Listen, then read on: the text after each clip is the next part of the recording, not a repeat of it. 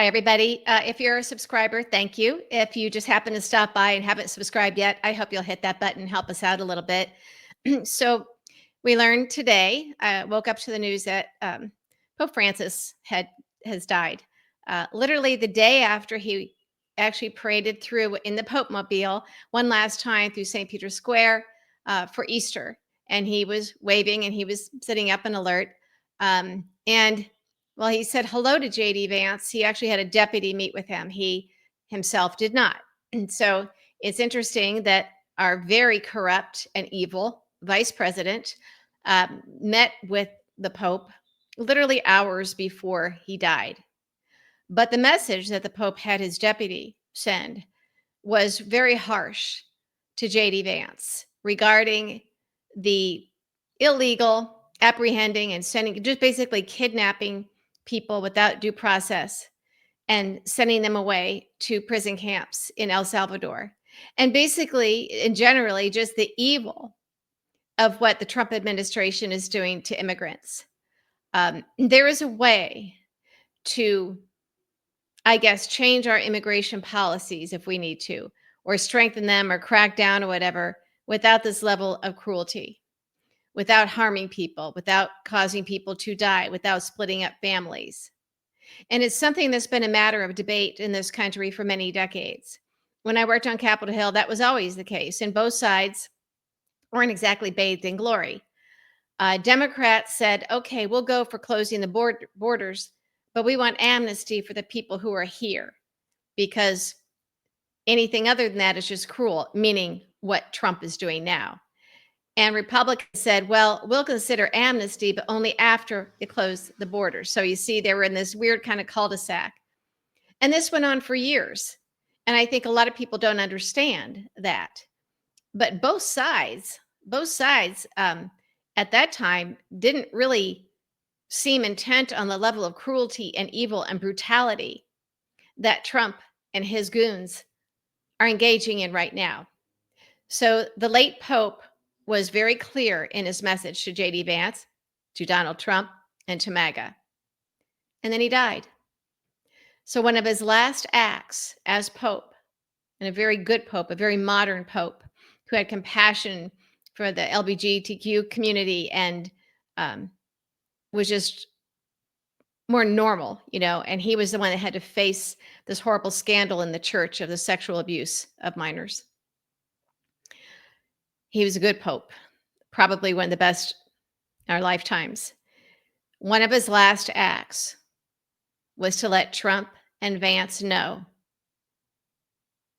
and acknowledging publicly their evil. I think that's important. I think that matters. And I think that for all of the MAGA that call themselves Christians, they're not. But maybe they're thinking, well, okay, but the Pope, that's for Catholics. Oh, okay. Guess what? He's the ultimate Christian. So try as MAGA might, they can't undo that. I think that it'll go down in history as a very poignant moment that one of the last acts of this Pope, his last public act, was to chastise Trump and recognizing Trump's evil and having his deputy send that message to Trump's number two, JD Vance. And then what does JD Vance do? He takes his son, he goes into the Sistine Chapel, and they start taking photographs. Every Catholic knows. I was born Catholic, raised Catholic. I'm not a practicing Catholic now, but you always got it in you. You don't take photographs in the Sistine Chapel. It's forbidden. And JD Vance did it anyway. He's a creep. He's an idiot. He's evil. Shows complete lack of respect for the Pope and for Christians and for Catholics, and actually just for the cultures and norms and traditions of a religion and it being in another country. So shame on him. We already know that. But in terms of the evil and the lies surrounding Trump's mass deportation and incarceration and no due process, basically meaning that now he can just grab any of us and haul us off without due process and send us away forever. He can do it for me if he doesn't like what I say on these videos. He did it to me, got me kicked off TV because I was telling ugly truths about him. I told the truth about him. I wasn't just a critic. I confirmed that he was lying. That's what happened to me. So I just wonder what he has in mind for the rest of us who now are openly criticizing him and calling him out and demanding his impeachment, his incarceration, send him off to El Salvador to the gulags. But our friend Ron Filipowski, I really love his response to Stephen Miller. Stephen Miller, again, is one of the great perpetrators of Trump's evil. Stephen Miller is one of the most evil, despicable people in public life right now, maybe in the history of our republic. And that's not hyperbole. Let's see. He wrote, if you were an American falsely accused of wrongdoing on January 6th, it wasn't merely difficult to get, quote, due process. It was impossible. The entire system was rigged against you, all of it. Those persecuted Americans could only dream of the due process afforded illegal aliens. We saw what these people did. We saw their crimes out in the open. We saw them try and kill the vice president, Mike Pence. We know about the pipe bombs. We know they tried to kill Nancy Pelosi. We know they killed cops. We know they spread feces on the walls and the floors of the Capitol. They had their zip ties. They broke through barricades. They are criminals. And they got due process. So as our friend Ron Filipowski notes, he says, they had lawyers, trials. Most were given pretrial release, allowed to testify in their own defense, got discovery, could call witnesses, could cross-examine witnesses, could present mitigation at sentencing, and had a right to appeal. That is due process. That is due process. And what Stephen Miller, the very evil, despicable, horrible Stephen Miller, who should never be able to show his face in public again because people will spit on him. When he compares, first of all, he's trying to blur the lines between illegal aliens and people that are just accused of being members of gangs and being criminals. Okay? Like Mr. Garcia, who did not get due process. So when you're talking about due process for being here illegally for deportation, that's different than what they're doing now, where they are simply saying this person is a criminal or a member of a gang, pulling them out of their homes or off the street, no due process, putting them on a plane to El Salvador and incarcerating them in those concentration camps, which is what it is. They're not a prison. You get due process and you're found guilty, you go to prison. These are concentration camps. So there was no due process. Stephen Miller knows that this is not just a fine line, that this is a big, big difference. But he also knows that MAGA are stupid and evil. And if they're not stupid, they are stupid, obviously, and they're evil. But if you believe this stuff because you're stupid, there's no excuse for it. But him playing on their stupidity makes him evil. What he's really doing is trying to purposely confuse the issue so that MAGA can go out there and purposely confuse the issue or give them an excuse to continue to support the atrocities of the Trump administration. That's what they're doing, giving them their talking points, their excuses. If you can claim ignorance or be confused, and Fox News does that. Fox News misreports or doesn't report or just reports out and out lies in order to hold MAGA. I still maintain that there's a good portion, maybe not a huge portion, but a good portion of MAGA who aren't the toothless red hat wearing, cult. Maybe pride makes them dig their heels in. They want to be misinformed. Fox knows that Trump will lose these people, and then therefore they'll lose these people if they knew the whole truth. Remember, America Reads a Mueller report was based on reaching people who didn't know they'd been lied to by Bill Barr because they only watch Fox News. So we went over their heads. We went over the heads of Fox News and found these people on their local TV programming so they could hear some truth. Now, for the evil cult that wants to be lied to and spew these lies, again, these are the people that know Trump is a criminal and a con man and the spawn of the devil, but they think that they're in on the con, as long as he's okay with them. Well, they're losing their 401ks and they're losing their jobs and they're in trouble. So they already know that they've been conned. So Fox News, Stephen Miller needs to hold them by giving them an excuse to be confused and to play dumb or their talking points so they can maintain this evil. But I think the fact that the Pope basically called them evil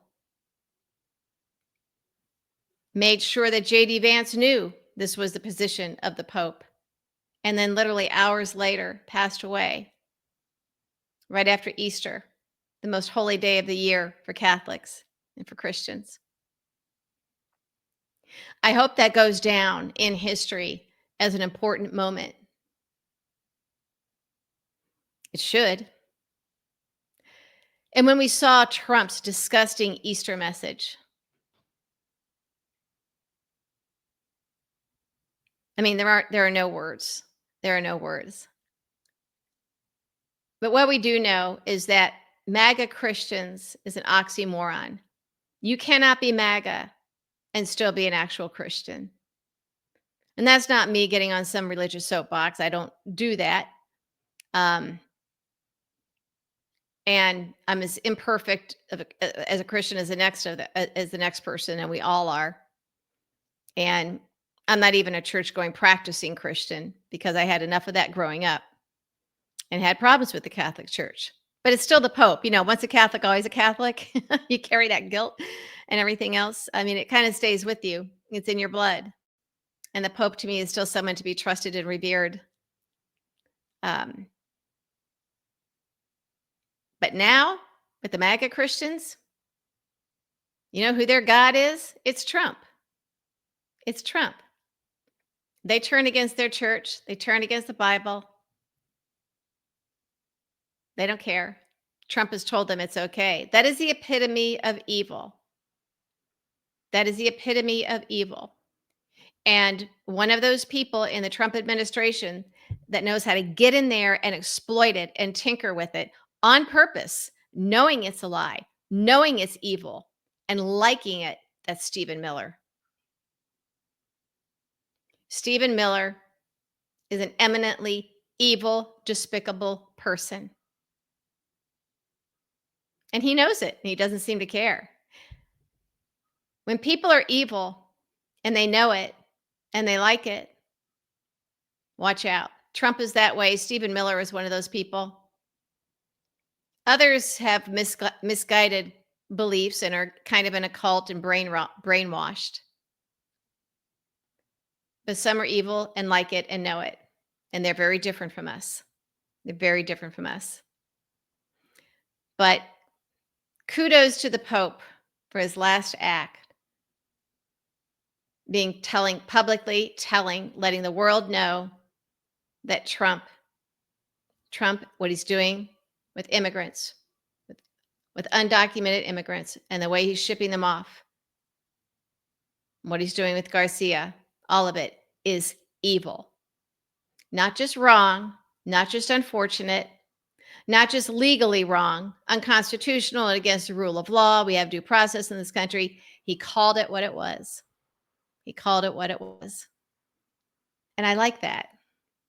I like that. Doesn't mean I'm going to go back to going to mass on Sundays, but it is something that that I think about.